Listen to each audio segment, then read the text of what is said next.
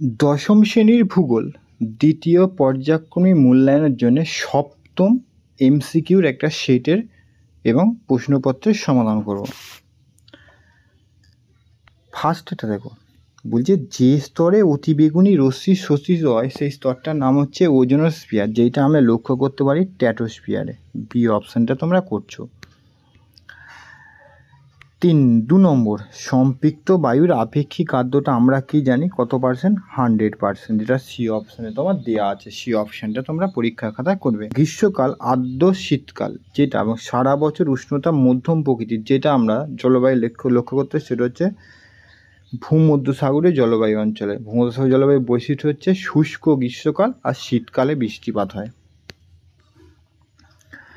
4-5 দেখো, পৃথিবীর কেন্দ্রাতিক বলের প্রভাবে যে জোয়ারটা হয় সেই জোয়ারের নাম হচ্ছে গৌণ জোয়ার। আর একটি জোয়ার ও একটি ভাটার মধ্যে পার্থক্য হচ্ছে 6 ঘন্টা 13 মিনিট, যেটা তোমার সি অপশানে তোমার দেওয়া রয়েছে। 6 দিয়েছে দক্ষিণ ভারতের ম্যানচেস্টার কাকে বলা হয়? দক্ষিণ ভারতের ম্যানচেস্টারে তামিলনাড়ু কোয়েম্বাটুরকে বলা হয়। আর সুজাটা একটি উচ্চ ফলনশীল কী বীজ? গম বীজের উদাহরণ, গম বীজ। বি অপশানে তোমার দেওয়া রয়েছে। উন্নয়নের জীবনরেখা বলা হয় জলপথকে। উন্নয়নের জীবনরেখা বলা হয় কাকে? জলপথকে। আর ভারতের জীবনরেখা যদি হতো তখন রেলপথ তোমরা করতে। রেলপথ দেখো ডি অপশানে দেওয়া রয়েছে। নিচের প্রশ্নগুলো শূন্য স্থান পূরণ 3টে দিয়েছে। ফার্স্টেরটা দেখো, সূর্যরশ্মি যে অংশে বায়ুমণ্ডলকে উত্তপ্ত করে না তাকে অ্যালবেডো বলে। অ্যালবেডো, ওই যে ফ্লাকা ল বয় একা ডয় ওকা, অ্যালবেডো বলা হয়।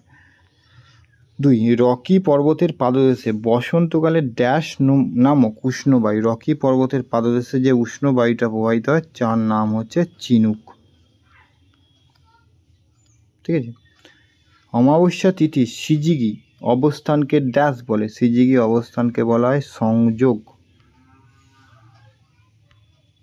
সংযোগ। রবি শস্য ড্যাশকালে চাষ হয়? রবি শস্য হচ্ছে তোমার শীতকালের ফসল। শীতকালে, শীত করে দিচ্ছ।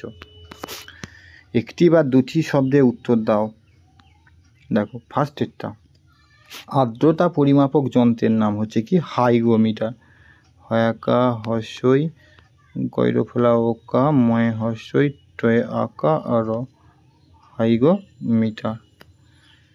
ক্যানব্যাং নামক মগ্নচড়া দেখা যায় কোন মহাসাগরে? এটা লিখবে উত্তর আটলান্টিক মহাসাগর। উত্তর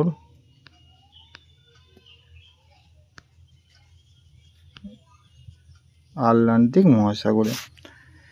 জনসংখ্যা 10 লক্ষ জন অতিক্রম করলে সেই অঞ্চলকে কি বলা হয়? সেই অঞ্চলকে বা সেই নগর বা শহরকে বলা হয় মহানগর। 10 লক্ষ। পশ্চিমবঙ্গের একটি শঙ্কর ইস্পাত কেন্দ্রের নাম তোমরা করে দেবে দুর্গাপুর। দুর্গাপুর। এবার হচ্ছে শুদ্ধ অশুদ্ধ নির্ণয় করতে বলেছে। পৃথিবীতে স্থায়ী বায়ুচাপ বলয়ের সংখ্যা হচ্ছে 7টা, এটা তোমার শুদ্ধ। হ্যাঁ, 7টাই। বিশাখাপত্তনম একটি স্বাভাবিক পোতাশ্রয় বন্দর, এটাও তোমার শুদ্ধ। হিমশৈলের 8/9 অংশ সমুদ্রের জলের উপর থাকে, এটা তোমার অশুদ্ধ। কারণ 1/9 হলে ঠিক হতো। 1/9 ভাগ জলের উপরে, 8/9 ভাগ জলের উপরে পরিবর্তে নিচে থাকলে শুদ্ধ হতো। 2 নম্বরের প্রশ্নগুলো দেখো একবার। আর 3 নম্বরের প্রশ্নগুলো কি পড়েছে একবার দেখে নাও একবার।